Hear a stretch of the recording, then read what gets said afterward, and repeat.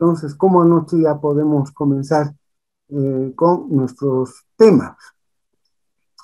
Inicialmente quisiera comentarles que ya nuestras autoridades, especialmente la asistencia técnica, el Departamento de Asistencia Técnica de la Fundación IDEA, ya han previsto la carpeta, está en plataforma Moodle, para que puedan allí hacer llegar, puedan subir sus mapas conceptuales. Por favor, son mapas conceptuales completos, ¿no? Tampoco es gran cosa, porque son 1, 2, 3, 4, 5, 6, de 6 ocasiones de 6 clases. Se supone lo mínimo que por una clase uno toma apuntes durante 2 horas y que eso es lo que dura nuestras sesiones, una hoja, ¿no? Supongo, ¿no? Entonces, sus mapas conceptuales a los que agregan, a los que deben agregar, ¿no? En un solo documento, no son dos, es en un solo documento,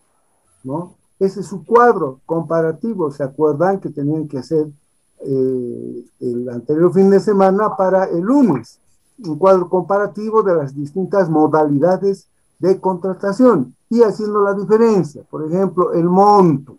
Por ejemplo, el doctor Nájera dijo con mucha sagacidad, bueno, pues también hay que ver el aspecto de la impugnación. Entonces, él puso datos sobre la impugnación. Entonces, en un caso, si será EDPC, si será EDPA. Por ejemplo, uno muy bueno, que a mí personalmente me gustó mucho por lo muy completo que era, fue el elaborado por la licenciada Amparo Cartagena. Bueno, es que ella es una profesional ya bastante conocedora y lo hizo con mucha prolijidad y detalle. Entonces, si han hecho ese su cuadro, bueno, pues no necesitan trabajar nada este fin de semana. La única salvedad que tenemos es que para cuándo sería. Yo asumo que podría ser esta misma noche, ¿no? Pero yo sé que si digo esta misma noche, la mitad de los que están aquí presentes, ese rato van a buscar pita para ahorcarse de desesperación. No hay necesidad de llegar a semejantes escenas, a esas tragedias. Entonces, ¿qué les parece para el día domingo? Pregunto.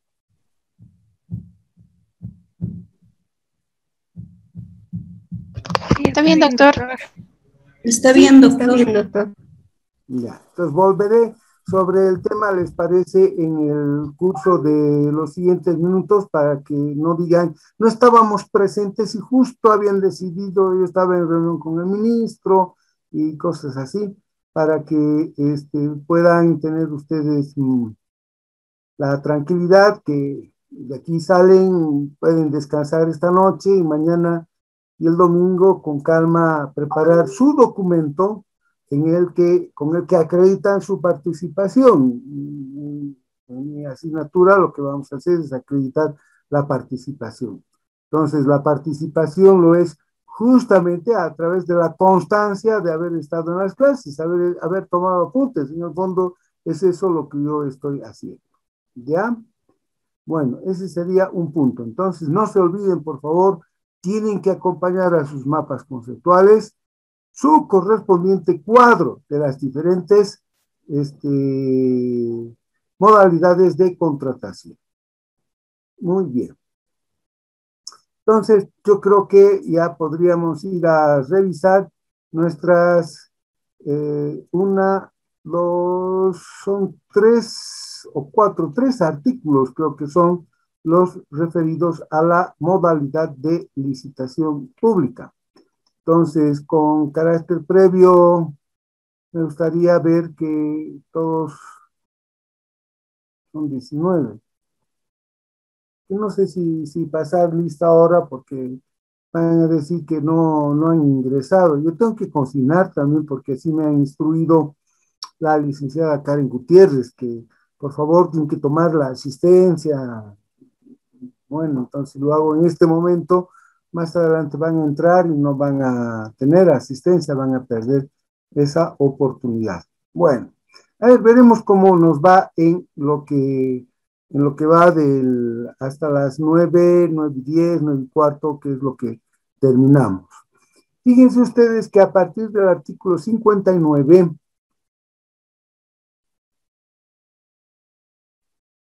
tenemos la modalidad de licitación pública. ¿Cuántas modalidades ya han visto hasta ahora? Porque este es el módulo tercero, ¿no es cierto? El anterior módulo, ¿qué era? ¿Qué llevaron en el anterior módulo?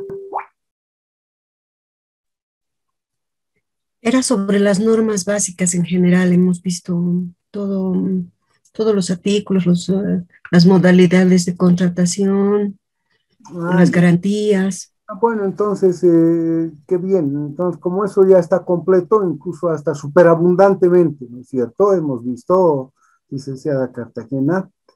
Bueno, entonces, esta es la modalidad de contratación por excelencia. Permítame una vez más reiterar el concepto. Es tan importante la modalidad de licitación pública que todas las demás modalidades siempre se estudian en comparación.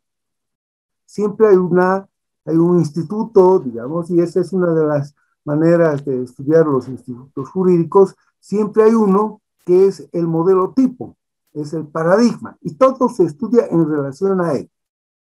Por ejemplo, en el ámbito jurídico, esto va dirigido solamente a los abogados, cuando estudiamos procesos, todos los procesos se estudian en relación al proceso ordinario en materia civil, incluso procesos laborales, procesos familiares, siempre son en comparación al ordinario, porque es el más completo, es el que tiene previstas todas las posibilidades de realización.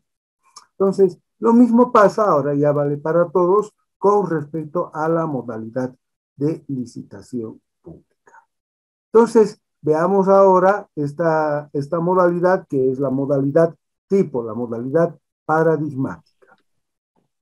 Dice el 59 que definición, dice, de la modalidad, no hay una definición. Lo que ahí vemos es simplemente un acotamiento que se debe o cuáles son los montos que están involucrados en la licitación pública. Vuelvo a insistir, quien crea que las modalidades solo están fijadas en función de la cuantía, o que el criterio de cuantía es el único criterio, o en todo caso es el criterio para establecer las clasificaciones en lo que hace a las distintas modalidades de contratación estatal, está simple y llanamente equivocado.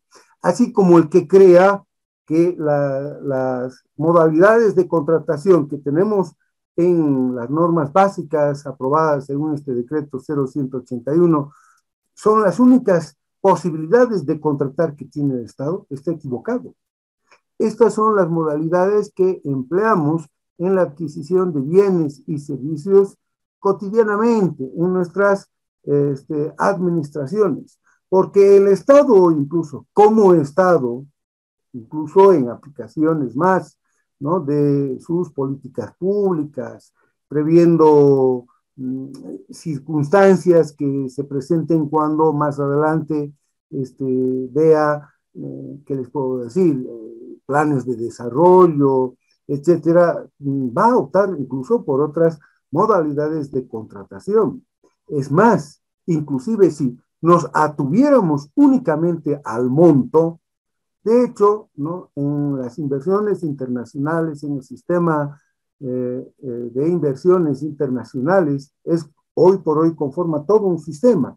Incluso hay una disciplina que se ha desprendido del derecho internacional público, ¿no?, para estudiar el régimen jurídico de cómo las inversiones que llegan desde el exterior, que pueden ser inversiones directas, montos de dinero, o inversiones que acompañen o que se traduzcan en equipos, en tecnología, etcétera, son y de lejos, pero superabundantemente, las más importantes en lo que toca al área económica, financiera que involucran. Claro, baste pensar, por ejemplo, en la inversión que ha supuesto o que iba a suponer el proyecto Yundal para la metalurgia en el Mutún. Ustedes saben muy bien que uno de los anhelos que hemos tenido los bolivianos ha sido siempre el poder industrializar nuestro hierro y no tener que estar importando fierro de aceros Arequipa y sale eso en la radio como si fuera una gran cosa. Entonces, nosotros tenemos una gran riqueza en hierro, mineralógica y hierro. Sin embargo, miren, ya estamos bien entrados en el siglo XXI y hasta ahora no hemos podido industrializar aquello. Y en su momento, ¿no? Dentro de los varios proyectos que se manejaron, uno de ellos se quiso plasmar con una empresa estratégica internacional de origen indio, la Jindal Steel Corporation, y nos ha ido como en la guerra contra los alienígenas, ¿no? Hemos perdido poco menos que hasta las ganas de industrializar porque este proyecto resultó sumamente fallido. Incluso hemos tenido que acudir a una instancia arbitral, hemos sido demandados nada menos por la Jindal International Steel Corporation, ¿no? Para responder a incumplimientos de contrato. Menos mal, y eso es lo que en una ocasión anterior les hacía saber, ya que estamos tocando este aspecto de las inversiones internacionales, que vamos a volver a hacer referencia en un momento más cuando veamos la licitación internacional.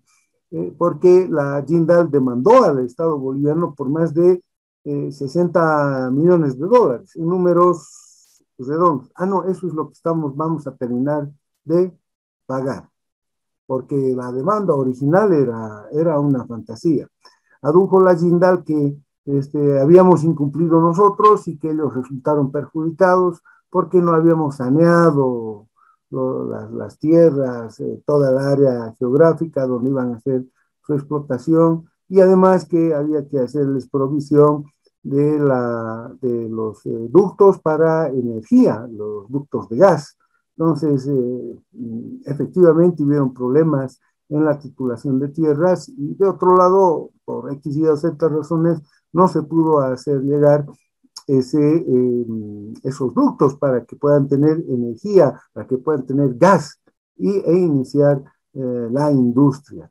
Entonces, ¿qué fue lo que nosotros hicimos para hacer prevalecer nuestra condición de Estado, en este caso cumpliente con el contrato, que en realidad ellos incumplieron y que lo que nosotros teníamos era efectivamente un compromiso, un acuerdo comercial con la empresa, pero que por razones propias de las circunstancias que hemos vivido y que además este es un contrato administrativo, algunas no pudieron cumplirse y se han modificado.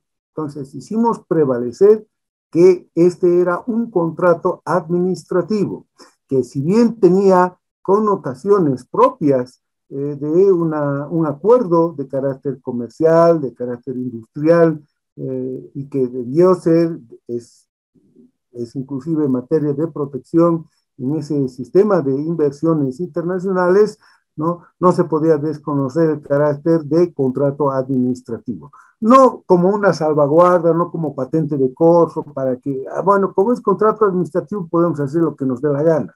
No, sino que nosotros teníamos la posibilidad, y de hecho eso hicimos, de variar las circunstancias a tiempo de la contratación. Y esa es una de las características de los contratos administrativos.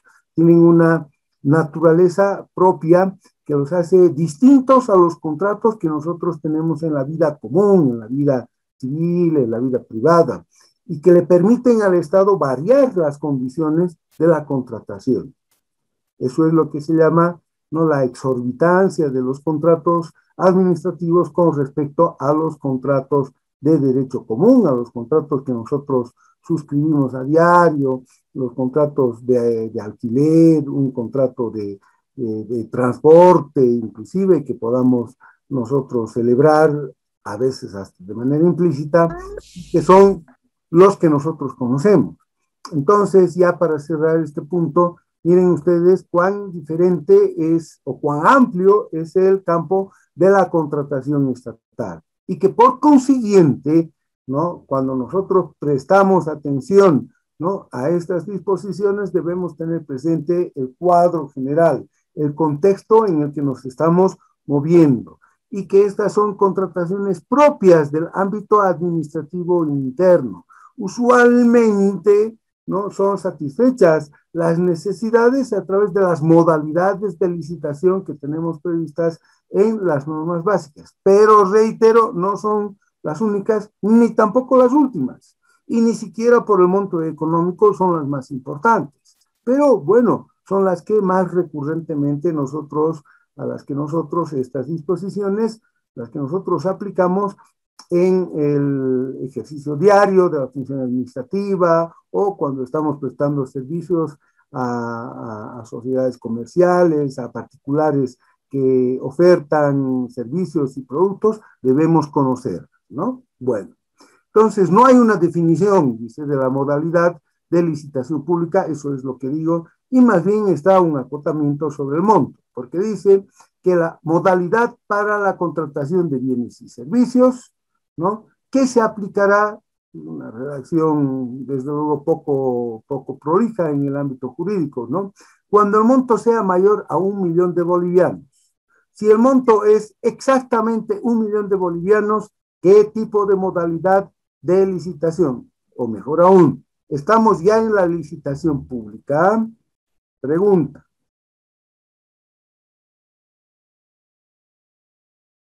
Si es exactamente 1.000.000 de bolivianos, ¿es licitación pública? Eso les estoy preguntando. No, todavía. No todavía. 1.000.000, un boliviano. Es compra menor. 1.000.000, un boliviano, ¿no? Como llega a ser una compra menor.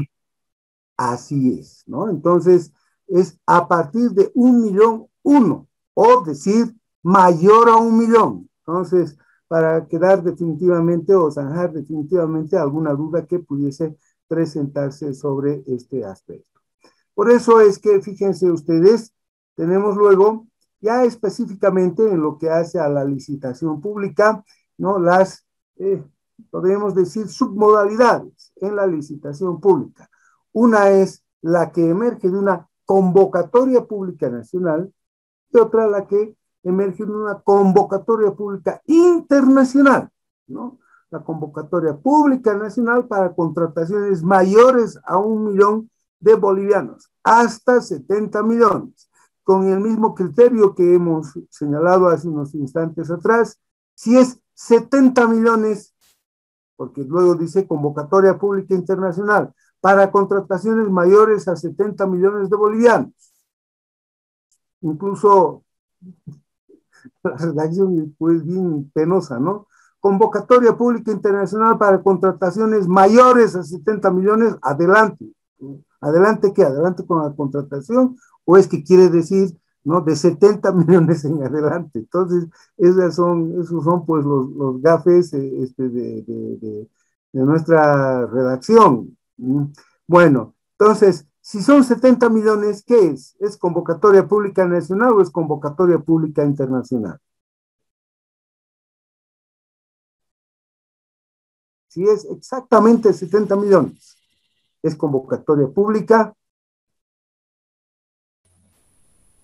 Nacional. Nacional todavía. Nacional. Nacional, como dice Ruth. Entonces, algunas veces se presentan este tipo de circunstancias y nos queda un tanto la duda, ¿no? Entonces, vean ustedes esa palabra adelante, dice de 70 millones, uno en lo posterior, en adelante, o mayores, debiera decir así y no lo dice. Ahora, no siempre ha de ser, y aquí tenemos la excepción, lo que dijimos hace unos instantes, no siempre ha de ser el monto lo que defina. Hay alguna gente que suele simplificar la cosa y cree que es únicamente el monto, porque fijémonos, si por el objeto de la contratación se requiere dar difusión internacional a la convocatoria en contrataciones menores a 70 millones, por ejemplo, necesitamos adquirir repuestos con destino a las volquetas Fiat de industria argentina que tenemos en el Servicio Nacional de Caminos. Entonces, nosotros vamos a necesitar ¿no? Comprar esos repuestos y si es preferible es de la Fiat Argentina o de proveedores que hayan en países vecinos. Entonces dice, aun cuando el monto sea menor a 70 millones, se podrán realizar convocatorias públicas internacionales, ajustando el procedimiento a este tipo de convocatoria, ¿no? Entonces, igual aquí el lenguaje, ¿no? Es un lenguaje bien no sé, de Churubamba, de donde dice, se podrá realizar convocatorias, se podrán realizar convocatorias. Entonces, la idea es que inclusive si son menores a esos 70 millones, ¿no? Las convocatorias van a ser públicas internacionales de todas maneras, porque vamos a convocar a quienes puedan ser proponentes dentro de los países, digamos, vecinos, en el ejemplo que yo estoy dando. La pregunta entonces ahora es, ¿por qué estos montos? ¿Por qué creen que se han señalado estos montos? Ya en una anterior oportunidad yo les decía, ¿por qué 1 millón? ¿Por qué no puede ser 1,5 millones? ¿Por qué no 5? ¿No? ¿Y por qué 70 millones? ¿Por qué no son 68 o por qué no son 71? ¿Cuál creen que ha sido el criterio que se ha seguido?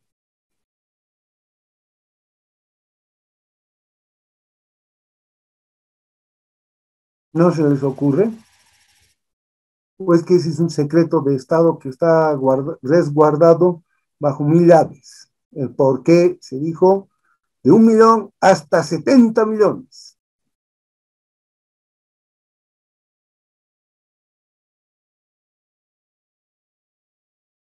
No se les ocurre. Bueno, o sea, alguna vez alguien dijo, en Bolivia todos somos pobres, ¿no? Hasta nuestros ricos son pobres, nuestros oligarcas son hasta de barcas. Entonces, no es que los 70 millones responden a un cálculo de matemáticas actuariales, sino que 70 millones porque son más o menos 10 millones de dólares. Esa es la idea. Y 1 millón de bolivianos, pues es un número ya significativo, ya suena a algo bastante grande en un país de economía a escala como el que nosotros tenemos, es 1 millón, que es un poco más de 120 y pico mil dólares. Entonces, ese es el monto. Entonces, ese es el margen en el que nosotros nos movemos. Yo les preguntaba en días pasados si creen ustedes que estos montos deberían ser reactualizados. Y coincidentemente yo también me he sumado a esa percepción. Yo creo que no estamos viviendo todavía una espiral inflacionaria, no mucho menos. Hay una inflación que es administrable y que es comparable a la que se observa en países que tienen un curso regular en su economía. No todos los países tienen inflación. Ahora, por supuesto, hay algunos que están en estos momentos viviendo hiperinflación y la pasan muy mal. Pero nosotros estamos como el resto de los demás países, ¿no? Entonces, no parece ser necesario que por lo menos en un futuro inmediato estos montos tengan que variar. Es posible que de aquí a unos 2 o 3 años, cuando sintamos ya el impacto de esta temporada 2020, 2021, donde ha habido una notable retracción económica, que quizás algunas circunstancias varíen y tengamos que repensar si vamos a mantener estos montos, ¿no? Inclusive en lo que hace a la producción, lo que es más sensible es la productividad nacional. Entonces, cuando les toque a ustedes ver el módulo de la contratación en producción, en protección a la producción nacional, entonces seguramente volverán a tocar ese tema. Veamos ahora los plazos para la modalidad de licitación pública. Aquí dice, para la presentación de propuestas. Entonces, ahora vuelvo a hacerles o les hago una pregunta que ya tendría ya que quedar clara la respuesta sin necesidad de mayores explicaciones. Dice, para la presentación de propuestas, 15 días en licitación pública nacional y en la internacional, mínimo 20 días. Y más antes, ¿qué ha ocurrido más antes? 15 días, ¿a partir de cuándo? O 20 días, ¿a partir de cuándo? ¿Desde cuándo contamos esos días? Desde la publicación de la convocatoria. Desde la publicación de la convocatoria. Y hasta la publicación de la convocatoria, ¿qué ha ocurrido en la entidad estatal que está deseando hacer una contratación bajo la modalidad de licitación pública nacional o en su caso la licitación pública internacional? ¿Qué ha ocurrido? ¿Qué se ha realizado? Se habrían realizado las actividades previas. Eso, muy bien. Entonces hemos realizado actividades previas. Por eso hemos visto en días anteriores de entrada, ¿no? Cuáles son los participantes y en el lado estatal, qué hace la unidad administrativa, qué hace la unidad jurídica, ¿no? Hay comisiones, una comisión de recepción, hay una comisión incluso más antes, por supuesto, ¿no? La comisión de evaluación, es decir, todas esas actividades previas. Como ustedes me han dicho que ya han elevado esto en su anterior módulo, entonces parece ocioso el que tengamos que volver a ingresar al detalle de cuáles han sido estas actividades previas, porque seguramente han tenido ocasión de ingresar con mayor detalle. Entonces, ahora viene la pregunta. Estos días, porque inclusive habría que ver, aquí tenemos licitación pública nacional, 15 días. Licitación pública internacional, 20 días, mínimo, ¿no? Es decir, no está bien redactado, ¿no? 15 días, punto, ¿no? Entonces supone bueno, si dice aquí mínimo, entonces se tendría que tener, bueno, ya, otra redacción. Pero fíjense ustedes que dice... Doctor, disculpe, tampoco aclara si son 15 días o 20 días. A eso estoy yendo. Ahora les estoy preguntando, ¿cómo debemos computar estos días? ¿Cómo los computamos? ¿Computamos los días, ¿no? Contando sábados y domingos, o contamos días sin sábados, ni domingos, ni festivos, ni fiestas de Guadalajara? Días hábiles. Días hábiles. Doctor, debería ser considerado los días calendario, no hábiles, ¿no? ¿Por qué? ¿Por qué en un caso y por qué no en el otro caso? Porque aquí yo leo 15 días y no ha dicho más. No ha dicho nada más el legislador o el reglamentador. Entonces, ¿cuál es el entendimiento?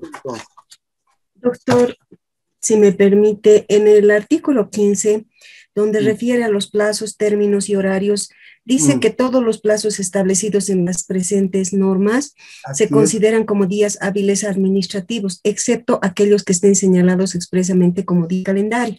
Normalmente los procesos de contratación son en días hábiles y para más que nada se usa los días calendario para las entregas de obras, para otro tipo de actividades, pero normalmente el proceso de contratación se rige por días hábiles tal cual lo establece la norma. Muy bien. Gracias, licenciada Cartagena. Usted siempre con las ideas tan claras, ¿no? Efectivamente, y esto no es solamente porque lo digan las normas básicas, esto llega desde la misma ley del procedimiento administrativo, donde tenemos el régimen general de plazos en el ámbito administrativo. Entonces, la idea es que salvo que se diga otra cosa de manera expresa e inequívoca, se entiende que si no hay ninguna aclaración, si no hay ninguna calificación, entonces son días hábiles administrativos. Y los días hábiles administrativos no contemplan sábados, domingos, ni tampoco contemplan fiestas, e incluso no debieran contemplar acontecimios que han inmovilizado, digamos, a las administraciones, ¿no? En un país a veces convulsionado, que tiene no sé, pues, actividades muchas veces que son irregulares porque hay circunstancias sociales, conmociones, etcétera.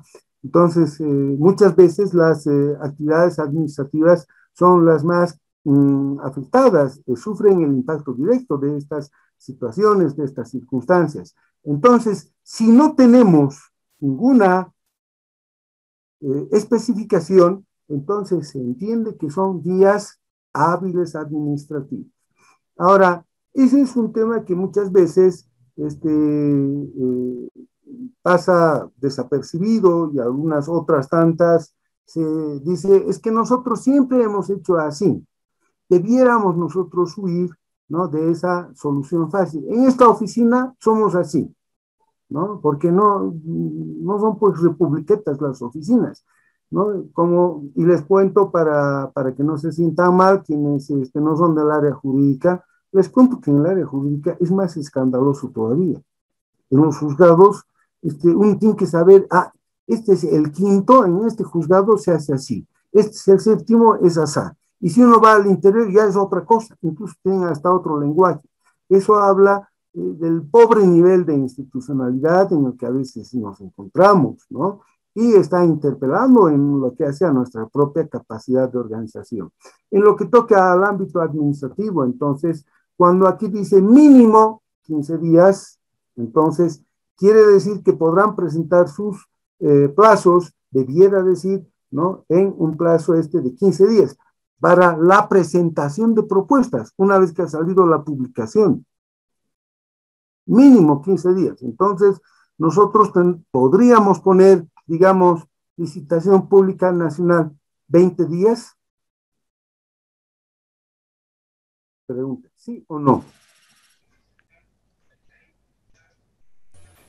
Dice licitación pública nacional, mínimo 15 días para la presentación de propuesta. Entonces, si dice mínimo 15 días, quiere decir que el máximo está abierto. ¿Qué es lo que solemos hacer entonces en ese país medieval o feudal en el que vivimos? No, sacralizamos la fecha. Así dicen las normas básicas, pero no, las normas básicas no dicen eso exactamente. Las normas básicas dicen que por lo menos hay que conceder, esa es la idea, para que quienes van a participar en una licitación pública nacional tengan 15 días para presentar su propuesta. Esa es la idea. Pero en el entendimiento, en el que a veces no tenemos mucha coincidencia unos con otros, creemos que son 15 días. Y no es así. Por eso la palabra aquí clave es el mínimo 15 días. Entonces, ojo, no estoy diciendo que alguien que si la entidad dijo 15 días y lo puso así en su publicación, no, como ha dicho Wilson Villarreal, que es mi profesor, entonces yo voy a presentar a los 17 días. Él ha dicho que se puede. Yo no estoy diciendo eso. Lo que yo estoy diciendo es el límite que nosotros ponemos, ¿no?, muchas veces tiene que ser acotado a las expectativas que nosotros vayamos a tener. Porque fíjense cuál es la idea. Lo que se quiere es siempre que haya el mayor número posible de propuestas. Entonces, ¿qué principio es ese? El principio de la libertad de participación, de concurrencia. Si tenemos un número interesante de participantes, pues mucho mejor, ¿no? Pero al menos 15 días, por eso dice mínimo 15 días, es lo que tendría que señalarse en una licitación pública nacional. No está diciendo la norma, se señalan 15 días. No está diciendo, a eso estoy llegando. No sé quién quería decir algo, licenciada Cartagena, dígame.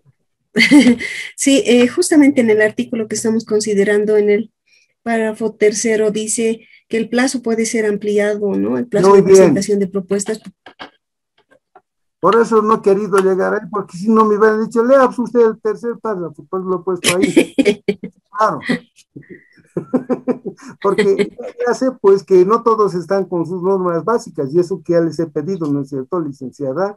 Entonces, de que ahí abajo está la respuesta. Entonces, me ha ganado la licenciada Cartagena, decir, fíjense entonces en el parágrafo tercero, ¿no? El plazo de presentación de propuestas podrá ser ampliado.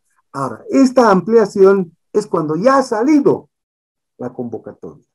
No es para, ¿no?, la convocatoria misma. Lo que yo les estaba preguntando hace un momento es, en la convocatoria, ¿no?, no podemos decir licitación pública nacional 10 días, por lo menos son 15 días. Podríamos poner 20 días y no habría problema. Ahora, otra cosa diferente es lo que aquí ocurre. El plazo de presentación de propuestas podrá ser ampliado de forma excepcional por única vez. Es decir, hemos llamado, digamos, a 15 días y no se están presentando o estamos advirtiendo que no se van a presentar. Entonces, ampliamos el plazo. Entonces, ampliamos por una sola vez. No podemos estar ampliando hasta que lleguen, ¿no? Entonces, por eso es que es importante que haya una planificación y que se conozca el medio. Yo estoy cada vez más convencido que quienes tienen que estar detrás de esto en la dirección administrativa no tienen que llegar porque un dedo los hizo llegar, sino que tienen que conocer, ¿no? Inclusive en las unidades solicitantes tienen que saber en qué ambiente nos estamos moviendo, ¿no? Supongamos que necesitamos un paquete contable, ¿quiénes han de ser los que mejor opinen sobre un paquete contable, una opción a Orión, no sé qué paquetes contables, yo le escucho hablar a mi esposa, ¿no? Entonces, no va a ser un abogado, ¿no? No va a ser un médico ni el astronauta, tienen que ser los que conocen del área. Y si ellos no conocen, entonces pues estamos perdidos, no vamos a poder contratar como debe ser. Entonces, en resumen, podemos establecer 15 días o más. Eso lo dice la norma. Y, como dice el plazo 3 o el parágrafo 3, el plazo de presentación de propuestas podrá ser ampliado, pero una vez que ya ha sido fijado. Ese es el entendimiento de la norma. Entonces, ¿por qué el plazo es 15? ¿Por qué no podría ser 10? ¿Por qué no podría ser 20? Porque ha entendido quien ha estado detrás de la redacción de esta disposición que 15 días parece razonable. Parece razonable para que puedan presentarse. Tampoco es que sale la publicación y recién se están enterando. No es así. En nuestro medio, quienes de manera permanentemente hacen provisión de servicios y de bienes al Estado, están a la expectativa de ver cuáles están, o sea, qué convocatorias van a salir, porque ellos ya están anticipando, ¿no?, esa convocatoria desde las actividades previas a la contratación, como que inclusive, ¿no?, el mismo DBC, ¿no?, puede ser modificado antes que finalmente alcance la aprobación por quien está asumiendo la contratación y luego salga la publicación. Entonces, pero parece de todas maneras un plazo razonable para que una vez que se haya hecho el seguimiento a todas estas actividades previas, sale la convocatoria y acaso ya sean cuestiones menores, formales, por ejemplo, actualizar algún poder, ¿no?, cumplimentar algún requisito que es posible que recién se ha insertado, se ha consignado, pueden hacerlo en ya 15 días, ¿no? Entonces, esa es la idea.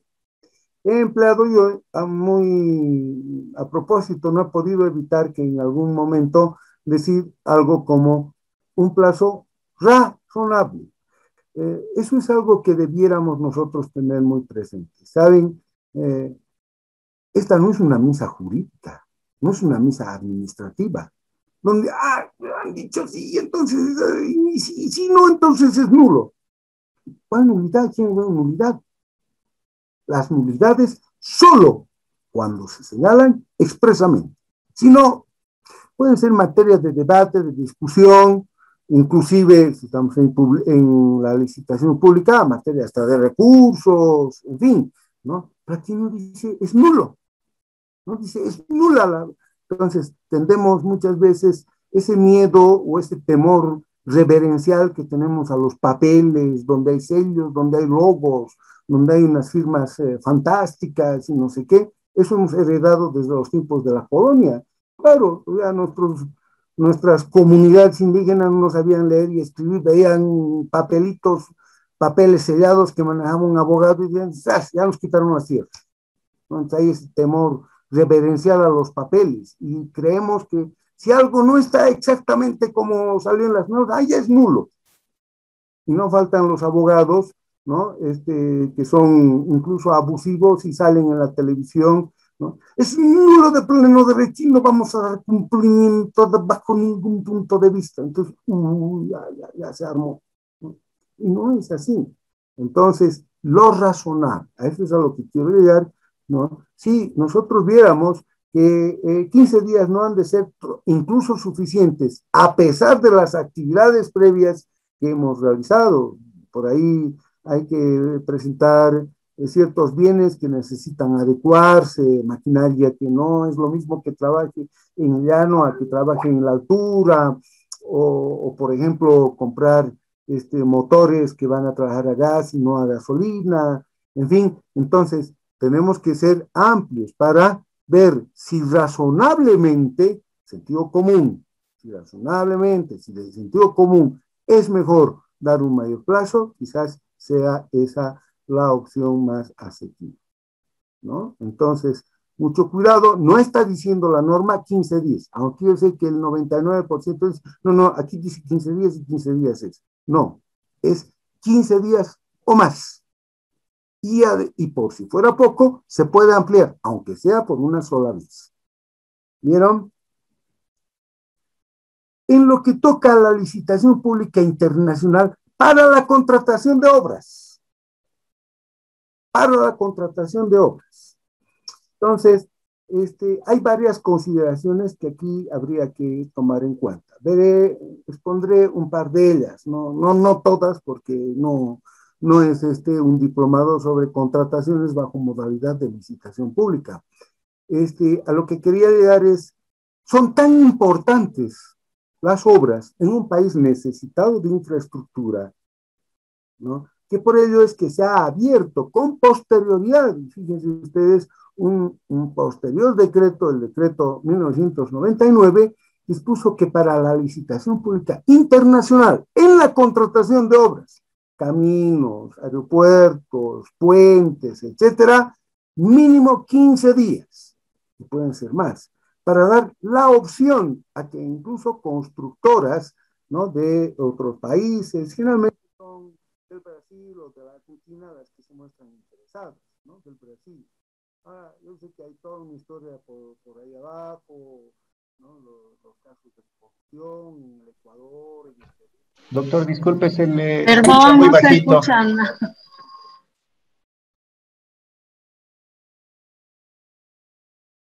Hola.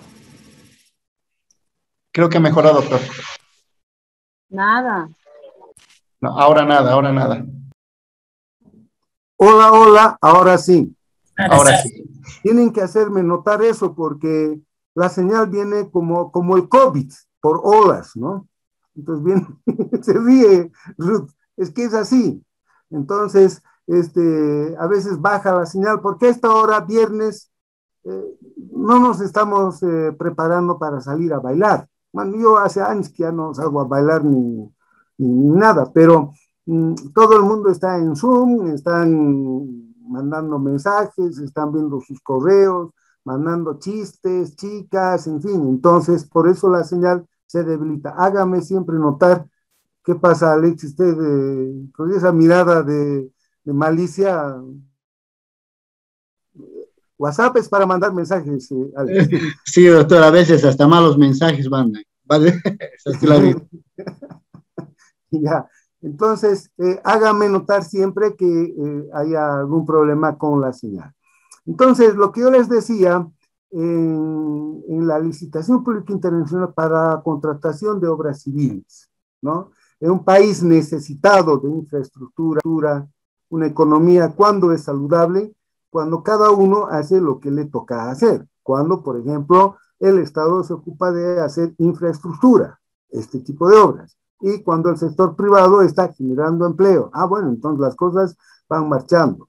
Lo grave es cuando creemos que uno de los dos sale sobrando, y esa no es una buena idea.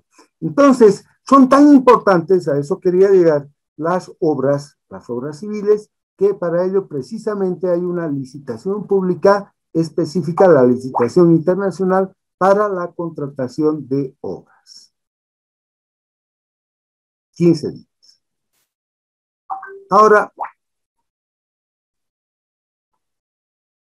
hemos hablado de las actividades previas. Díganme ustedes, ¿y no incidirán las actividades previas en estos plazos? O inclusive, ¿no será necesario que hasta tengamos que, a tiempo de establecer una estrategia para la contratación, establecer otros plazos, digamos, en nuestro cronograma de actividades previas? ¿Qué opinan ustedes?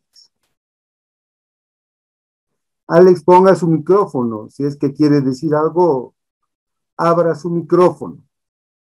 Gracias, doctor. Sí, una consulta. Tenía una duda. También podría ser en este tema de las licitaciones internacionales en obras, como usted comentaba, construcciones y demás. También podrían participar las sociedades accidentales, ¿no? Porque hoy en día está muy solicitada las sociedades accidentales justamente por los presupuestos que conlleva para cada una de las empresas. En Bolivia, por ejemplo, hay muchas empresas que están con estados económicos demasiado pequeños y hay proyectos tan grandes como, por ejemplo, construcción de gasoductos, etcétera, que necesariamente buscan proveedores internacionales en el mercado de América Latina, por ejemplo, para participar en común acuerdo como una sociedad accidental. Entonces, también conllevaría este tipo de asociaciones en este tipo de obras de licitación internacional. Yo le digo sí y no. O sea, sí, en lo que toca a que efectivamente vamos a esperar muchas veces que se presenten esos productores, esos ofertantes, esos proponentes extranjeros. Ya, bueno, ya lo dije hace un momento, ¿no? En Bolivia tenemos una economía muy de escala o de escala reducida. Entonces, hasta nuestras constructoras, ¿no? En comparación a otras, manejan pues montos muy pequeños, ¿no? Entonces, muchas veces lo que esperamos, tratándose de obras de infraestructura, es que se presenten consorcios grandes.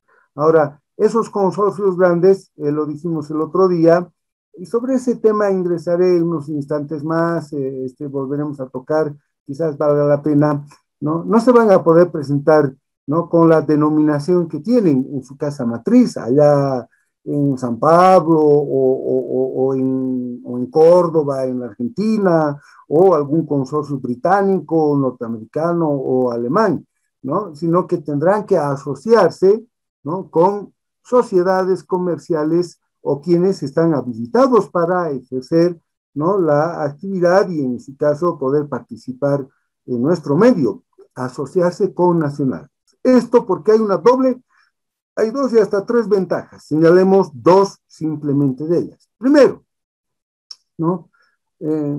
Es más fácil el acreditar la personalidad jurídica de una sociedad accidental que estar preguntando a los registros correspondientes en Birmingham, en Inglaterra, ¿no? Si existe, no existe, cumple, no cumple, ¿no? Entonces, es más fácil que nosotros podamos exigir la acreditación de la existencia como persona jurídica, digamos, en el ámbito comercial, a una constructora, una SRL, Atlas Limitada.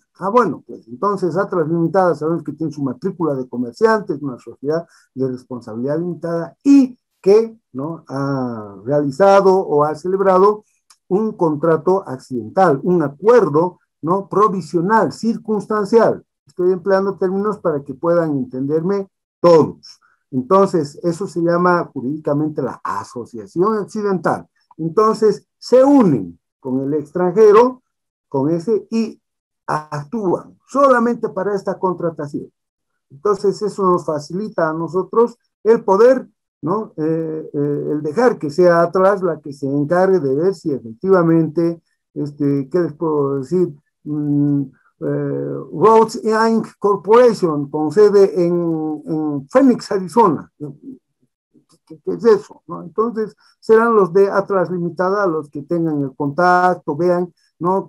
Cómo van a tratar con esa sociedad, esa empresa ya norteamericana. Y no nosotros nos entendemos con Atlas. Efectivamente, la asociación accidental no necesita mayores requisitos formales conforme a la legislación mercantil, pero ese es otro tema. Entonces, primero, más fácil. Y segundo, ¿no? Podemos acceder a capitales. El capital siempre está buscando dónde poderse mover. El capital no tiene ni color de piel, ni bandera, ni credo, ni filosofía, ni equipo favorito. El capital va donde puede realizarse, donde puede reproducirse. Entonces, en sociedades en las que impera, y nosotros estamos todavía en esa órbita, ¿no? Criterios de una economía abierta, de mercado, algunos más, otros menos y tal. Entonces, inclusive podemos incorporar tecnología, que eso es lo que siempre queremos. Pero además de ello, Alex, no olvidemos que cuando se trata de inversiones incluso mayores, porque aquí estamos viendo hasta 10 millones de dólares.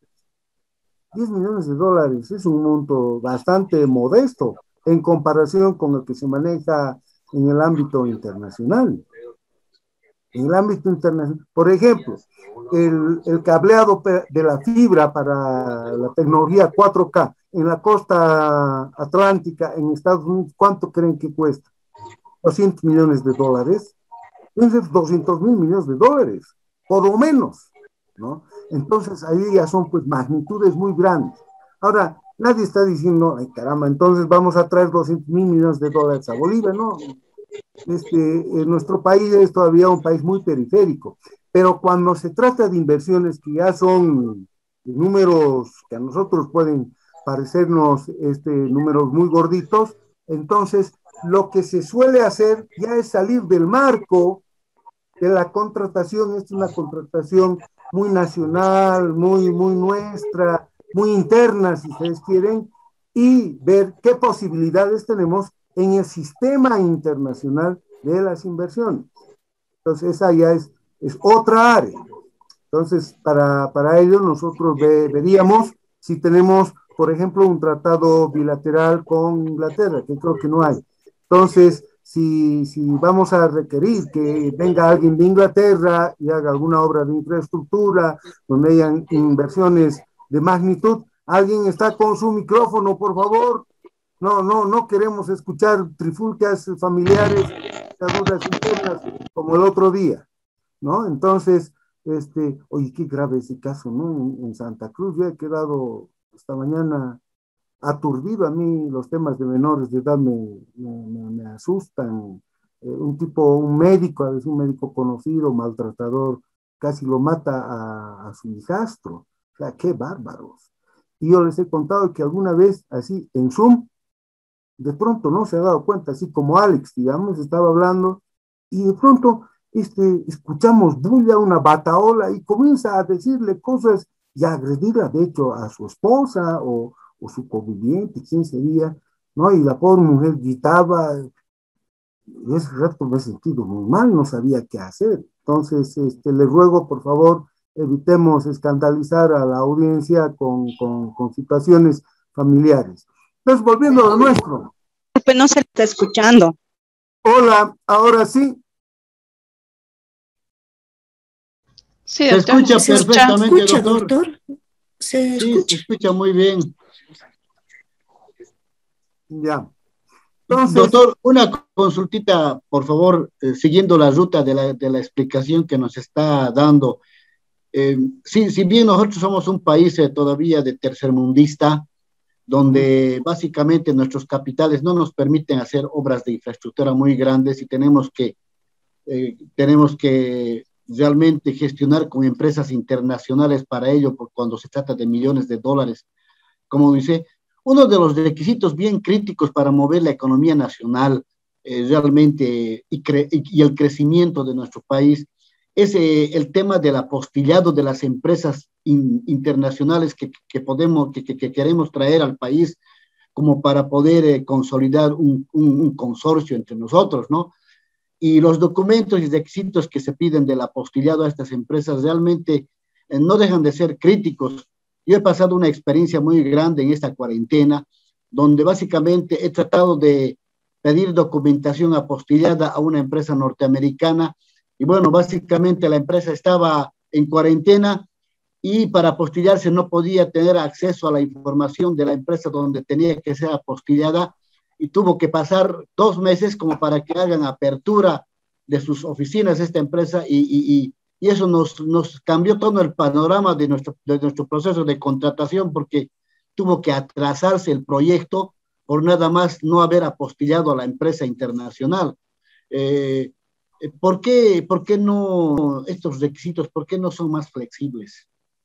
A ver, yo creo que sí. Antes, con carácter previo, seguramente muchos dicen, ¿qué es apostillar? Explíqueles, por favor, qué es apostillar.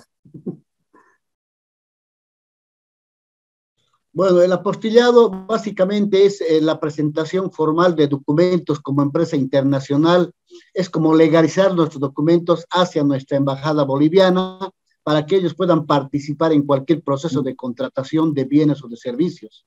Ya, ahora le pasaré a responder. Justamente para ello es la asociación accidental, porque como lo que se quiere en realidad es tener la acreditación que existe, ¿no? Alguna vez, yo me acuerdo hace varios años atrás, salió la noticia que una empresa constructora había ofrecido hacer un puente en Tiquina. Creo que el alcalde era un señor bien conocido, don Julio Mantilla, sí, él era. Y entonces se armó el revuelo en un país tan provinciano como el nuestro. Uy, va a haber un puente y aparecieron unos dibujos fabulosos. Y entonces vamos a estar de La Paz a Copacabana hasta contar 0, ¿no?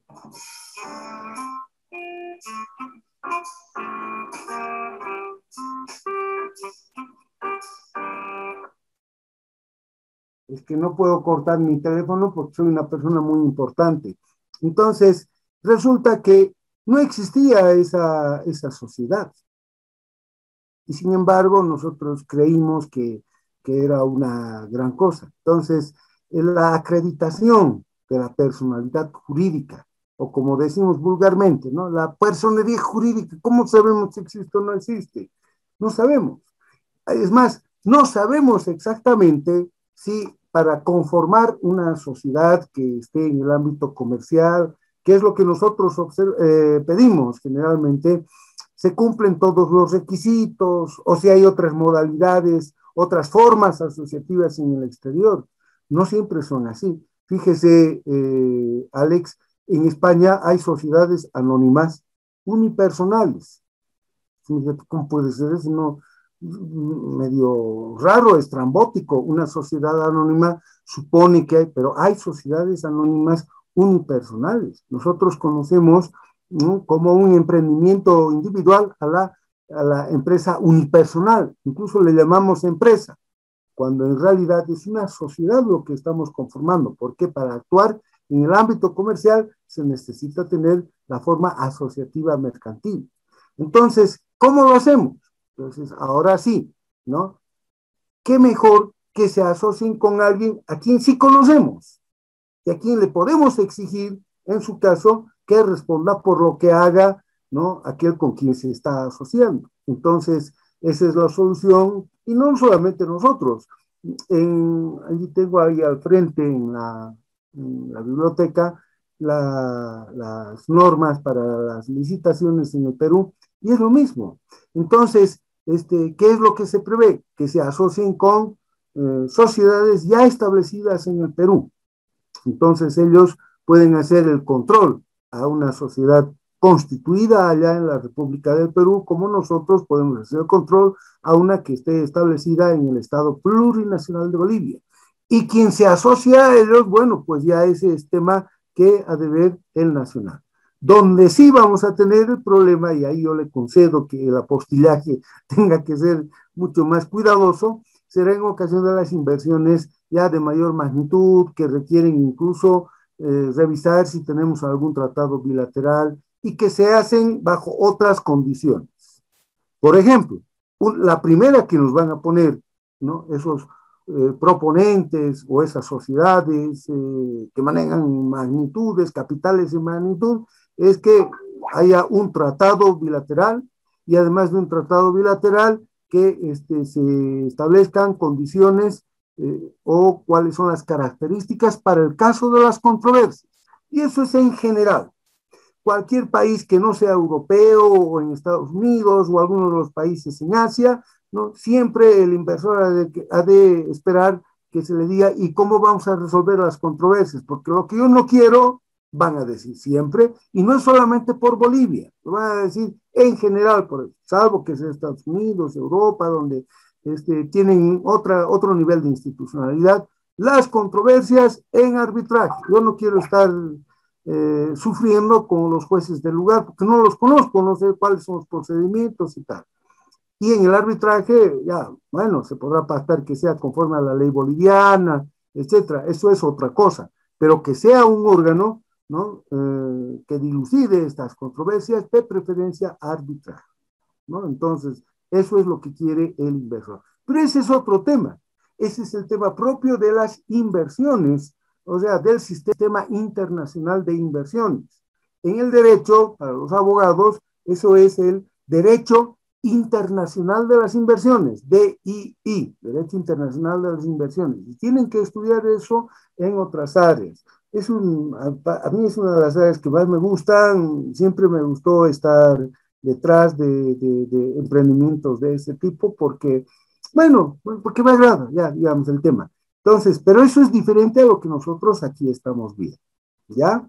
Bueno, entonces, creo que ya sobre ese tema ya hemos abundado en detalles, ¿no? Ya hemos visto que la licitación pública internacional, inclusive, pero para la contratación de obras, mínimo 15 días. Ahora, los plazos de otras actividades del proceso de contratación serán establecidos por la entidad que va a hacer la convocatoria, por eso por la entidad convocante, en el cronograma de plazos que forma parte del DBC. Allí no hay una limitación, no nada, y por consiguiente eso ya depende de la estrategia que al interior de cada entidad convocante se vaya a formular. Ya hemos dicho también que el plazo de presentación de propuestas, una vez que ha salido la publicación, a ver, salió hoy viernes la publicación, ¿cuándo es el día 1? ¿Mañana sábado? El lunes. El lunes. El lunes, ¿no es cierto? Ya. Lunes. Supongamos, ya eso. Entonces, los plazos, el cómputo de plazos, eso es lo que se llama el cómputo de plazos, nosotros también tenemos que saber y no esperar que seamos abogados los que nos digan, sino que tenemos que tener muy clara la idea. Entonces, podrá ser ampliado el plazo de presentación de propuestas, dice, por un tiempo máximo de 10 días adicionales, ¿no? Por causas de fuerza mayor, caso fortuito o por enmiendas al documento base de contratación. Entonces, Doctor, sí. Una duda respecto a lo que comentó hace rato. Si yo publico el día lunes un proceso de licitación a nivel nacional desde Santa Cruz de la Sierra, para que participen todos, y resulta que el día martes es feriado por efemérides departamental en la ciudad de La Paz, ¿cuándo sería el primer día? Ya, en principio eso no tendría que afectar a la presentación de propuestas porque es nacional.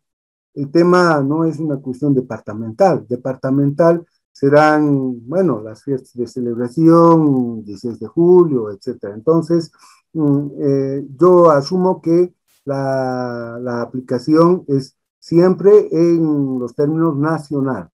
Ahora que en su lugar la empresa que quiera presentarse es tarijeña y justo cayó el 15 de abril, bueno, pues habrá tomado sus previsiones, incluso contando con que hay un feriado de por medio, ¿no?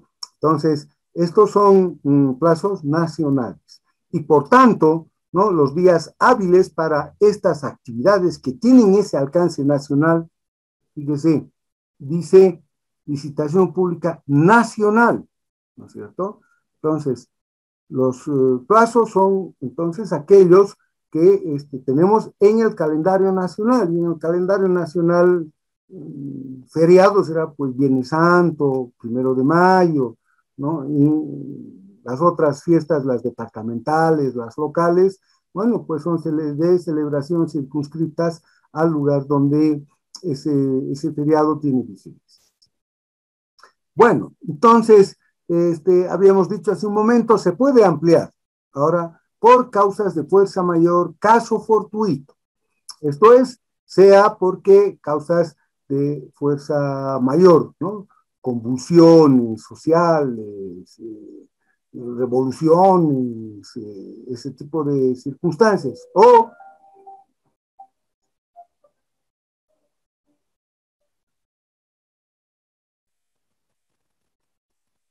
luego me perdonen. Hola, hola. Dime, hermano.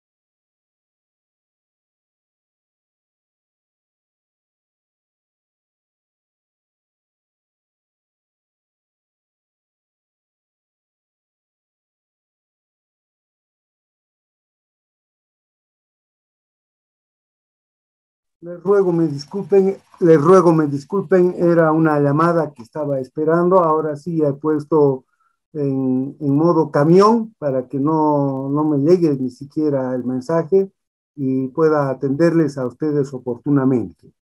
Entonces, volviendo a nuestras disposiciones, ¿no?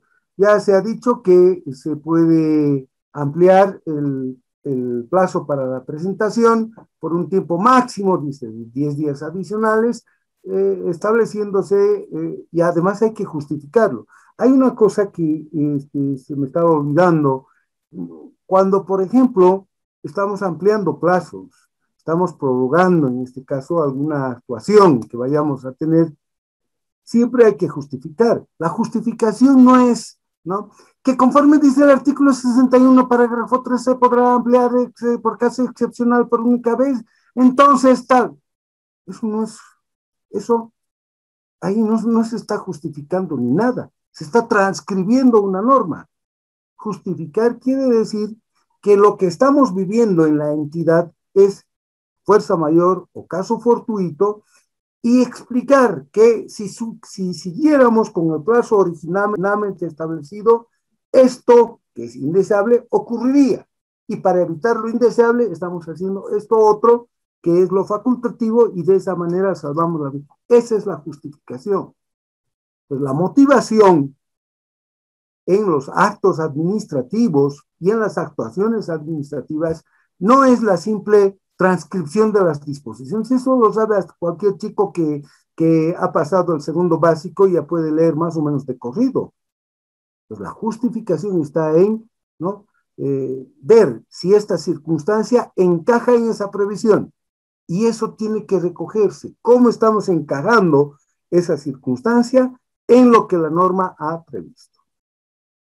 Creo que alguien más estaba haciendo alguna observación sobre el particular. Bueno,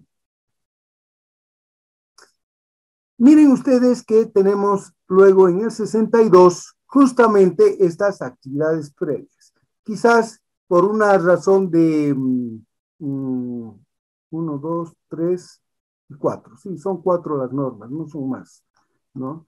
Quizás por una cuestión, digamos, didáctica, podríamos haber considerado inicialmente hacer el análisis del 62, pero yo creo que valía la pena ya delimitar qué es lo que vamos a hacer en un caso y en el otro, y luego ver esto que es previamente, lo que decíamos hace unos minutos atrás. ¿Cuáles son las actividades previas a la publicación? Entonces, aquí tenemos toda la concurrencia de actividades que realizan la unidad solicitante, la unidad administrativa, la unidad jurídica o legal. Entonces, la elaboración de especificaciones técnicas o términos de referencia, en las que la unidad solicitante ha de llevar el protagonismo en lo que toca la especificación técnica. Necesitamos un paquete contable. Entonces, que reúna estas características, Entonces, la unidad administrativa, ¿no?, será la que se encarga, pues las unidades administrativas son las que llevan el mayor peso, ¿no? Y se refleja incluso hasta en nuestros diplomados, ¿no es cierto? El mayor número de quienes integran estos diplomados es gente que está relacionada directamente con el ámbito administrativo de cada una de las entidades, o tienen una vinculación porque por razón de sus actividades están en contacto más bien con la función administrativa esta, por ejemplo, la contratación estatal, etcétera, etcétera. Entonces, la elaboración de especificaciones técnicas o términos de referencia. Hemos dicho que la solicitud de contratación ya debe estar respaldada en que ahí está en el PAC, está en el POA, ¿no es cierto? Además que haya, desde luego, la certificación presupuestaria. Si no hay eso, no se puede ir a la contratación, porque puede estar todo lo anterior. No tiene dinero la entidad, entonces, ¿qué vamos a hacer? No podemos arriesgar al Estado a que incumpla de entrada con un contrato que, digamos, establece un anticipo. ¿Qué le vamos a decir al proponente? ¿Sabe qué? Estamos pasando épocas de vacas flacas, así que el anticipo será en otra ocasión, ¿ya? O sea, no podemos hacer eso. Entonces, tenemos que tener la certificación presupuestaria. la autorización de inicio del proceso de contratación y otras más. Por eso es una cláusula abierta, dice entre otras y otras más. Y otras más. Bueno, entonces, luego hay algunos, hay que ver con mucha calma esto de dice el proceso de contratación. Inicio del proceso, dice, con la publicación de la convocatoria. No es así. El proceso, en realidad, como una secuencia de pasos, ya ha estado con estas actividades previas a la contratación. Todo esto es parte del proceso. Otra cosa es que aquí le están dando la interpretación que el proceso es desde que sale la publicación, ¿no? Recibimos las propuestas, evaluamos, ¿no? Y luego suscribimos el contrato, y lo anterior no es un proceso, no hay una secuencia lógica de pasos. Entonces, esas son las dificultades conceptuales que a veces tenemos cuando atribuimos un sentido o un contenido semántico a nuestras disposiciones que entran en colisión con lo que inclusive hasta el sentido común nos señala. Entonces, la contratación, ¿no? Es todo un proceso que va desde el momento inclusive en que hemos pensado en incluir el que se tenga que contratar un determinado bien o un determinado servicio, desde el momento en que el PAC ha sido configurado, desde el momento que hemos tomado las previsiones en el POA. Todo eso es parte del proceso y no es únicamente, como aquí se señala, desde la publicación de las convocatorias para adelante. Me explico mejor. Antes de la publicación tenemos todo este trecho y desde la publicación tenemos todo este otro trecho. Estas normas están suponiendo que el proceso de contratación es solamente esto. Y ese es un error, comprenden todo este conjunto porque son actuaciones predeterminadas y preestablecidas.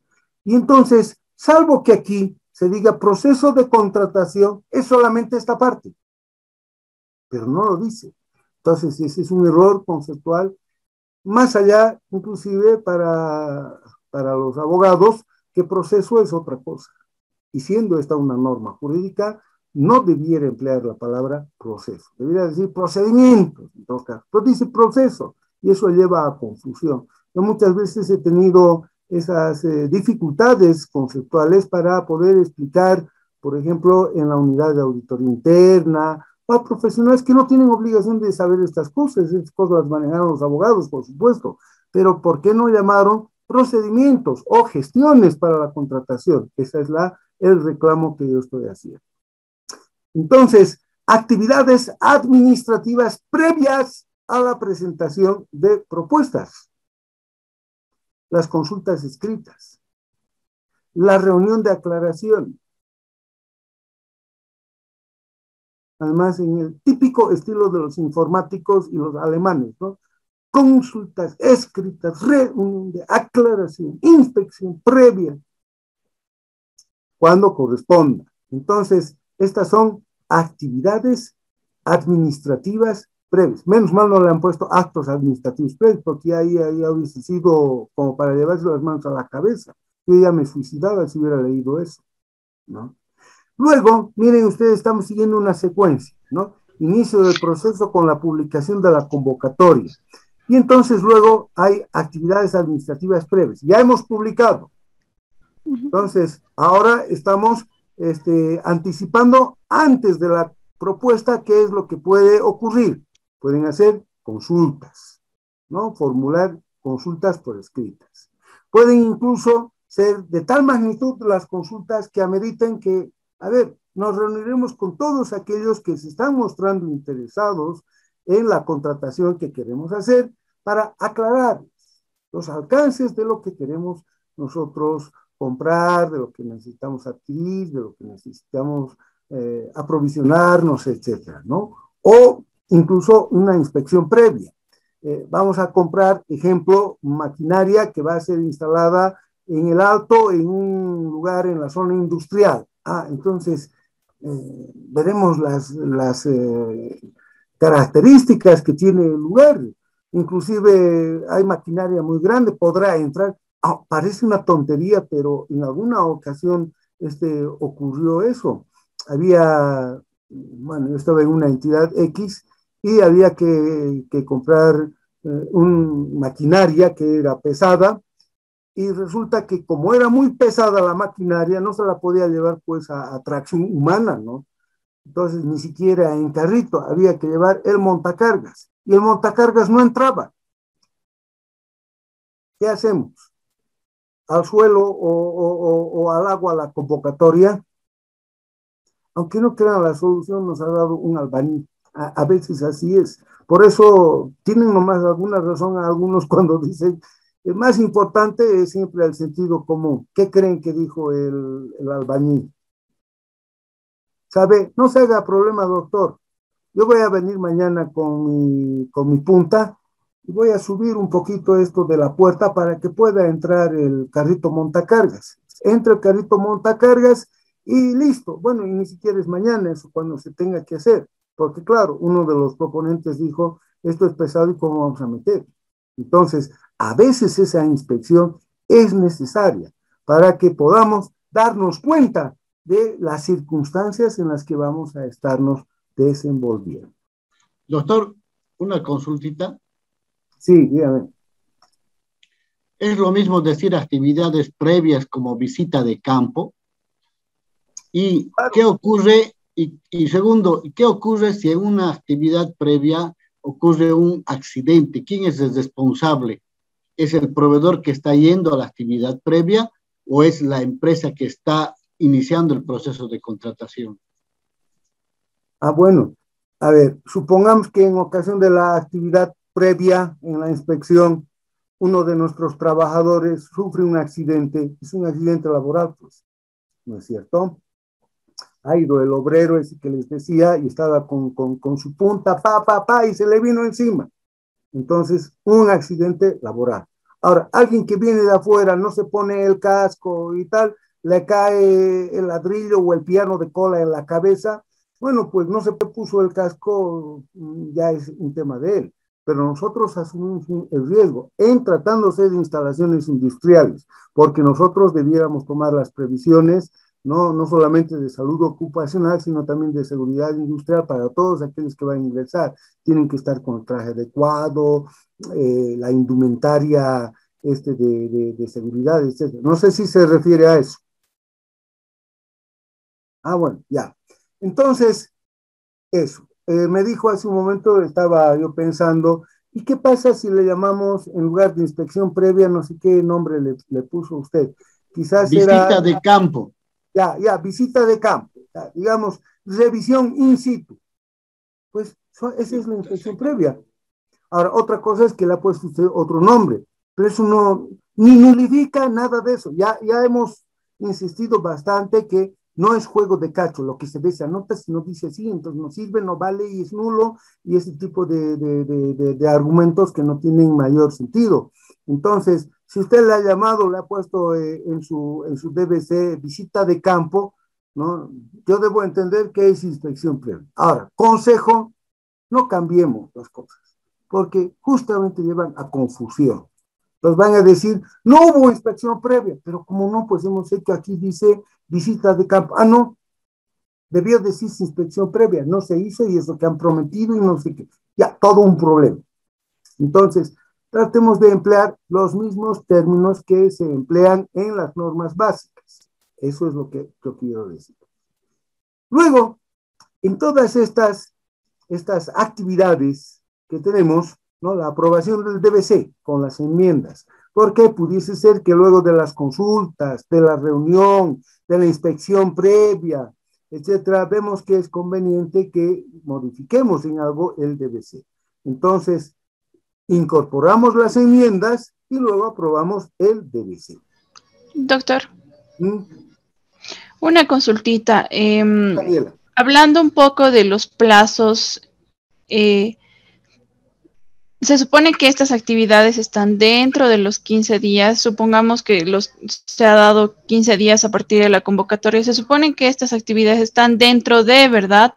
Y quería saber si hay algún rango, no sé, de días, por ejemplo, para las consultas escritas, cuánto tiempo tiene que pasar luego para la reunión de declaración, o cuánto tiempo tiene que pasar en caso de haber una inspección previa. Por ejemplo, si la inspección previa se ha dado después de las consultas y, no sé, en la inspección surgen algunas cuestionantes, o es recomendable que la inspección previa sea antes de las consultas escritas.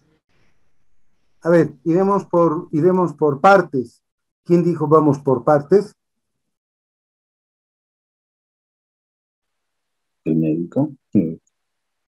No, ya que el destripador dijo, ¿no? Bueno, entonces, esos plazos son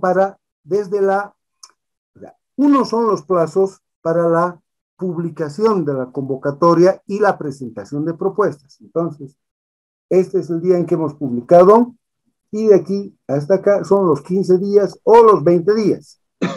Pero lo que está detrás, eso es lo que aquí nosotros estamos viendo. Todo el proceso de contratación no es que se va a llevar a cabo en 15 días. 15 días es desde el día en que hemos publicado la convocatoria hasta el último día en que pueden válidamente presentar su propuesta, ¿no? Esa es la idea. Entonces, eso hay que discriminar, es otra cosa. Ahora usted dice, ¿hay algún plazo para que se señale para las consultas escritas, para la reunión de declaración o para la inspección previa? No, eso se señala en el cronograma de actividades. Incluso tenemos un diagrama de Gantt o una matriz de doble entrada donde vamos señalando los días, ¿no? Las actividades que se espera que se vayan cumpliendo. Ahora, me pregunta usted, bueno, y eso es razonable. No espere que además las normas básicas no tendrían por qué señalar exactamente aquello. Quizás su reglamento específico, pero ni aún así. Eso depende de cada contratación. Habrán contrataciones en las que la inspección previa ha de ser lo más importante de las actividades, previas a la presentación de propuestas. Como en el caso que yo les refería, había un depósito y había que meter maquinaria que era pesada y había que ir con el cochecito bueno, que tiene sus ruedas y que carga, ¿no?, pesos de magnitud y no simplemente con un carrito empujado a mano. Entonces, quizás eso antes, ¿no?, que las otras consultas escritas o la reunión de aclaración, para que los proveedores puedan darse cuenta qué es lo que nosotros queremos. Todo esto tiene la finalidad de poder formar convicción en el proponente qué es lo que se quiere contratar, qué es lo que carece esa administración y qué es lo que quiere adquirir, qué es lo que quiere que quede sujeto al contrato. Entonces, no hay un plazo, no es que si no hay consultas escritas no se puede hacer reunión de aclaración. Directamente podemos ir a la reunión de aclaración, ¿no? O directamente a una inspección previa y no hacer consultas escritas ni reunión de aclaración. No están condicionadas las unas a las otras. Bueno, una vez Muchas gracias. Ya, está bien, Helen. Una vez que ya hemos aprobado, si se fijan, todo esto es una secuencia lógica. Es una secuencia lógica. Una vez que ya hemos aprobado el DBC, porque se han hecho consultas, más antes hemos visto la certificación presupuestaria, más antes ya hemos consignado en el PAC y en el POA, etcétera, etcétera. Una vez que se ha aprobado el DBC, ¿quién aprueba el DBC en las licitaciones? ¿Se acuerdan? El RPC. El RPC. El RPC. Sobre ese punto, inclusive, hay un tema muy interesante que a mí me hubiera gustado poder intercambiar criterios con ustedes. La norma no dice que en materia de licitación pública tiene que ser siempre el RPC. Se asume generalmente que así va a ocurrir, pero pudiese muy bien ser la misma máxima autoridad ejecutiva. Entonces, cuidado con suponer que siempre tiene que haber un RPC y siempre tiene que operar la delegación. No hay delegaciones compulsorias. La delegación siempre es facultativa y emerge no de la discrecionalidad, absoluta de la máxima autoridad ejecutiva, sino de una discrecionalidad reglada, que es distinta, ¿no? En que atendiendo intereses superiores, ¿no? ¿Cuáles son el interés público, el compromiso social, los principios que hemos visto al principio de esta asignatura? Entonces ve por conveniente la máxima autoridad ejecutiva de encargar esta contratación, le va a encargar a un funcionario que tiene los mayores conocimientos en esa área, digamos, y él va a ser el EDPC. Y para esta otra contratación, este otro funcionario. Y para la de más allá, por eso es caso a caso. En algún momento alguno de ustedes dijo, pero no dice así que la delegación, porque yo les decía, les remarcaba que la delegación siempre es caso a caso. Y me dijo, creo que era un abogado, no me acuerdo, me dijo, pero no dice el artículo 7 eso. Y hemos visto que en la norma sí dice, y sí dice. Y es más, en el derecho comparado dice eso, y hay otros términos y tal, pero la idea es esa. La idea de la delegación no es una idea que la hemos inventado nosotros. Pues la interpretación de la delegación es conforme, ¿no?, a los estándares de las categorías jurídicas propias que tenemos en el derecho administrativo y específicamente en el área de la contratación estatal. Entonces, aprobación del DBC por el EDPC.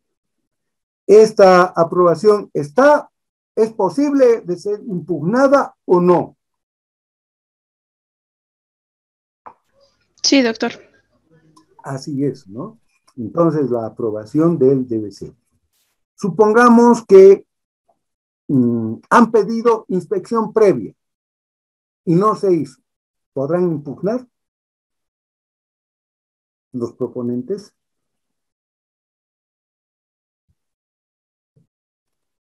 ¿Podrán impugnar la negativa a que se haga una inspección previa? De 5 proponentes, 3 han pedido, se han puesto de acuerdo y han pedido 3. Ya han mandado una solicitud y el EDPC les ha dicho, ¿no? No vemos por conveniente y así que esperen nomás el DBC. ¿Se puede impugnar esa decisión? No, no se puede. Eso es lo que van a ver ustedes en su módulo 5. Lo que sí se puede impugnar es la aprobación del DBC. Estas otras actividades, no son impugnables, ¿no? Son actividades administrativas. En más de algún caso, incluso podrían configurarse, para los abogados, va esto, actos administrativos. Pero la norma no ha reconocido, no ha establecido que se puedan impugnar. Entonces, quizás de aquí en más podría cambiar el criterio en la política legislativa y decirse, sí, se va a poder impugnar, o inclusive decir, no, la aprobación del DBC que no sea impugnable, podría ocurrir también, ¿no? Entonces, se aprueba el DBC, se notifica y luego se presentan las propuestas. Y las propuestas ya suponen, todo esto es el íter, todo este es el procedimiento que se sigue para llegar finalmente, miren ustedes, a la suscripción del contrato. Por eso en estos últimos 5 minutos, hasta las 9:18, 9:20, vamos a terminar de verlos. Entonces, notificamos con la aprobación del DBC, presentan sus propuestas en 15 o en 20 días, si es una publicación, una licitación pública internacional, y luego ingresamos a la apertura pública y la lectura de precios ofertados. Ahora en pandemia inclusive, ¿no? Todo eso se hace a través de mecanismos virtuales, electrónicos, para asegurar, para minimizar el riesgo de contagios, etc. Y entonces ingresamos a la evaluación. Dice aquí en acto continuo, evaluación en acto continuo. ¿Qué quiere decir esto y por qué es importante que se haya puesto evaluación en acto continuo? Ana, usted quería decir algo, creo que la vi encendiendo su micrófono. No, doctor. Ya, Esto quiere decir que la comisión encargada de hacer la evaluación y luego va a elaborar ese informe de evaluación y recomendación, comienza su tarea y no puede detenerse. Bueno, no puede detenerse sino, entre comillas, un cuarto intermedio. Entonces, por eso es un acto continuo de evaluación.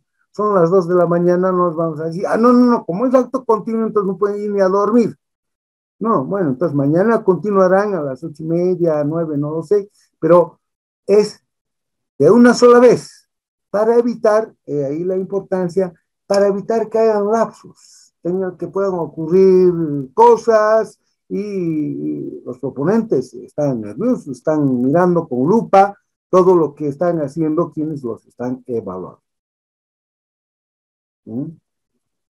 Incluso ahora también se puede formular una convocatoria, entre comillas, llamar a los que presentaron sus propuestas para que aclaren qué quisieron decir con alguna de las especificaciones que ellos han consignado, ¿no? Entonces, esa es una alternativa, inclusive cuando se trata de licitaciones en las que hay una profusión de exigencias de carácter técnico.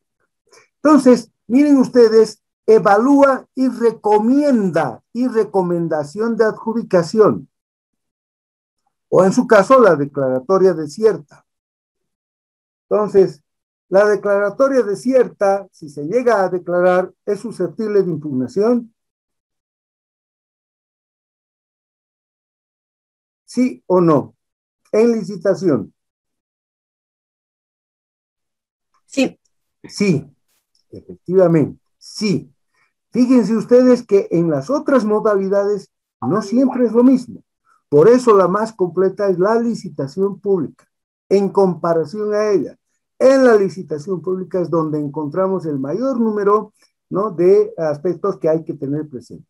Entonces, la comisión de evaluación, digamos, recomendará la adjudicación a B o a C, explicando cuáles han sido los criterios en función al método de evaluación que se ha seguido. La autoridad, en este caso a cargo de la contratación, el EDPC, podrá adjudicar a otro en lugar de aquel que está recomendando la comisión. ¿Puede hacerlo o no puede hacerlo? No, doctor. ¿No? O sea, la recomendación de adjudicación ya es tan definitiva que ya ni siquiera para qué vamos a esperar lo que diga el EDPC.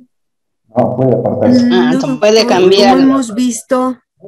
Como hemos visto, el RPC puede o el RPA podrían apartarse de la recomendación de la comisión, elaborando un nuevo informe sobre sus criterios. Claro, así es, ¿no? Entonces el RPC no está sujeto con una cadena a lo que le han recomendado. Otra cosa diferente es que para tomar una decisión diferente tiene que exponer sus propios argumentos. Podrá incluso convocar a otros profesionales para que puedan hacer una otra evaluación o proporcionar criterios suplementarios. Quizás no hacer una otra evaluación, pero proporcionarle otros criterios para que él pueda, ¿no?, plasmarlos en la resolución administrativa, en el acto administrativo de adjudicación. Bueno, supongamos que ya se ha optado por uno de los proponentes, elaboración de la resolución de adjudicación o declaratoria desierta. Entonces, la resolución de adjudicación es un acto administrativo impugnable por excelencia y que debe tener como parte de su contenido, por eso contenido mínimamente, nómina de los participantes, precios ofertados. Tendrá que haber ahí al menos una mínima matriz de doble entrada para que en función a ella se pueda leer cuál ha sido el criterio que se ha seguido para la adjudicación. Además debe consignar los resultados de la calificación, porque la evaluación es con una nota, se califica con un número, con un guarismo, y eso es lo que está traduciendo todo el esfuerzo intelectivo de valorar el alcance de la oferta o de la propuesta presentada. E inclusive tendrá que tener algún apartado en la que se señalan el rechazo o la descalificación con respecto a uno o a todos los proponentes, si es que ello se hubiese realizado. Con esa decisión, este es un verdadero acto administrativo. Cuidado, ya me estoy a punto de ir, es 9:20, 19. Entonces, en los últimos 2 minutos, simplemente voy a hacer alguna referencia a estos aspectos, porque eso ya es materia, el contrato de su módulo 5, que es contratos y recursos administrativos.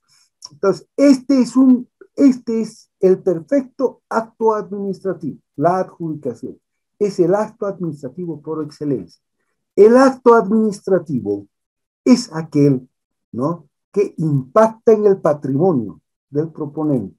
Nacen a su favor derechos, deberes, obligaciones, etcétera. Entonces, cuando hay acto administrativo, cuando opera eso en el patrimonio, por si acaso en el ámbito jurídico, no es el lugar donde está mi auto, mi casa, mi refrigerador, mis videojuegos, no, es una entidad ideal donde están los derechos, los deberes y las obligaciones, ¿no? Eso. Entonces, ese es el patrimonio. Entonces, la idea de un acto administrativo es precisamente esta, en el ámbito de la contratación estatal, la adjudicación. Es el acto administrativo por excelencia. ¿Por qué estoy diciendo esto? Porque en comparación con esto, las demás son actividades, son actuaciones, no son actos administrativos. En puridad, este es el acto administrativo, el que adjudica, o por ejemplo, el que declara desierta una convocatoria, ¿no? Entonces, se notifica con el acto administrativo, incluso puede haber una concertación con aquel que se ha adjudicado para que pueda mejorar todavía su oferta técnica, las condiciones técnicas, para luego encargar que se terminen de llenar los datos, porque el contrato ya está previsto en el BBC, ¿no? El contrato ya tenemos ahí el modelo de contrato, entonces no es tampoco, hay que poner el nombre donde corresponda a los campos y ya está. No, hay que terminar de redondear la contratación, porque incluso con esto de la concertación de mejores condiciones técnicas, quizás haya que agregar un par de cláusulas. Entonces, nada de ello, ¿no?, está reñido con lo que se quiere en la contratación. Yo quiero decirles finalmente que ya la suscripción de contratos y luego en la recepción del bien o del servicio, ¿no?, lo que debe imperar siempre es la razonabilidad, un criterio de sentido común. No es una misa administrativa. En la misa, el sacerdote, y eso tiene razones que a nosotros nunca nos han explicado, pero son razones muy serias, les cuento, ¿no? La ritualística en la liturgia sagrada. Tiene que dar 3 pasos aquí, 5 hacia allá. Dirigirse de esta manera, dirigirse de esta otra manera. ¿Se han fijado? En el copón pone como limpia, etcétera. Todo eso tiene una razón de ser. No es que ahí son bien amanerados, no, tiene su razón de ser. Entonces, a lo que yo me voy, ¿no? Esta no es una misa administrativa. No quiere decir, no, que como aquí no dice, que como aquí no ha dicho exactamente hace un momento, Alex dijo, ¿y qué tal si yo le pongo visita al lugar, digamos, ¿no? Y no le pongo una inspección? No va a pasar nada, no tendría que pasar nada, pero para evitar esa susceptibilidad es mejor emplear el lenguaje que utilizan las normas básicas. Se suscribe el contrato y comienza la ejecución del mismo hasta que se satisfaga la expectativa que se hubiese creado en el ente contratante. Lamentablemente, antes veamos ya lo último, el control social. El control social no es sino una manifestación de la participación cada vez más creciente de la ciudadanía, no es de los sindicatos, como algunos a veces creemos, ¿no? Son todos podemos ejercer el control social. a través, lógicamente, de representantes en organizaciones cívicas. Yo no sé por qué las organizaciones cívicas no hacen control social. Aquí pareciera que el único control social es de los movimientos sociales, y eso no es cierto. Entonces, es la sociedad, cuando se ha organizado, así sean agrupaciones de hecho. Entonces, las asociaciones cívicas, por ejemplo, los grupos cívicos, podrían hacer perfecto y válidamente control social. Bueno, y finalmente opera la recepción de la obra o del bien que ha sido previsto contractualmente. Lamentablemente, eso les decía, ¿no? En las normas básicas nos cuentan la película hasta aquí. Y es relativamente la parte menos complicada o menos difícil. Será la más morosa, la que nos exige más cuidado. Lo difícil es cuando en ocasión de la ejecución del contrato se presentan contingencias. Y especialmente cuando el contrato queda sin efecto y se desencadenan toda una serie de actuaciones posteriores que tienen su origen en la contratación estatal, ni duda cabe, pero que sin embargo no están previstas en las normas básicas. Entonces, eso ya es otra materia, pero debiéramos nosotros conocer. Yo soy un firme convencido que cuando se estudia contratación, debiéramos saber qué es lo que pasa después de suscrito el contrato, y mejor aún, ¿no? ¿Qué es lo que pasa cuando se presentan contingencias en ocasión de la ejecución del contrato? Una de las más importantes, cuando el contrato queda sin efecto. ¿Qué es lo que viene a continuación? Ese es un misterio. Y eso dicen, no, es ya tema de los abogados, a mí qué me importa. Mucho cuidado, porque lo que se diga después y que ha tenido su origen en actuaciones nuestras a tiempo de la contratación, nos ha de arrastrar y vamos a ser incluso sujetos a alguna responsabilidad, como muchas veces ha ocurrido. ¿Yo qué puedo saber, doctor? Me dicen algunos, ¿no? Eso ocurrió, yo ya había salido de la entidad y luego han aparecido que con el informe habían dicho esto, habían hecho esto otro, pero yo ya no estaba trabajando en esa entidad. ¿Yo qué puedo saber? ¿Cómo puedo defenderme? Entonces, miren cómo son las cosas, ¿no?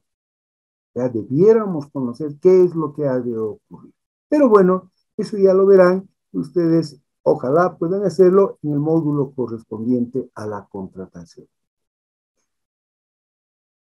Me ha sugerido la licenciada Karen Gutiérrez que por favor, sé que algunos que son servidores públicos están haciendo un viaje de paseo por Cochabamba.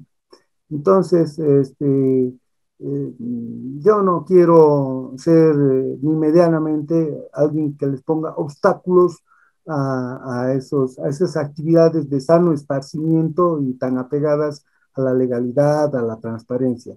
Viajen entonces con toda tranquilidad, con toda confianza. Pueden presentar hasta el día martes sus mapas conceptuales, a los que incluirán, Amparo ya se siente feliz, ¿no? Entonces, eso quería ver una expresión de alegría, qué bien, ¿no? Alabado sea Dios, y bueno, entonces van a poder presentar sus mapas conceptuales con más el gráfico. Bueno, Amparo ya lo ha hecho, y lo ha hecho muy bien, yo no sé, ahora lo hará ya con flores, lo adornará para que sea ultra perfecto y solamente le falte el pato Donald. Pero hasta que ello ocurra, tengan ustedes presente que para mí, ya a modo de despedirme, han sido estas unas jornadas muy felices. Espero haberles sido de utilidad.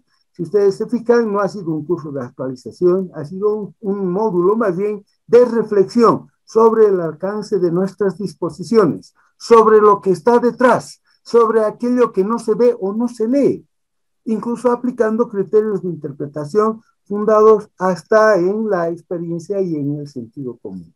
Si en algo he podido serles útil en ello, yo me quedo doblemente satisfecho, porque una es la satisfacción espiritual de contribuir a su formación y otra es, desde luego, con la misma intensidad, la de poder haberles sido útil en su diplomado en la asignatura que me han encargado.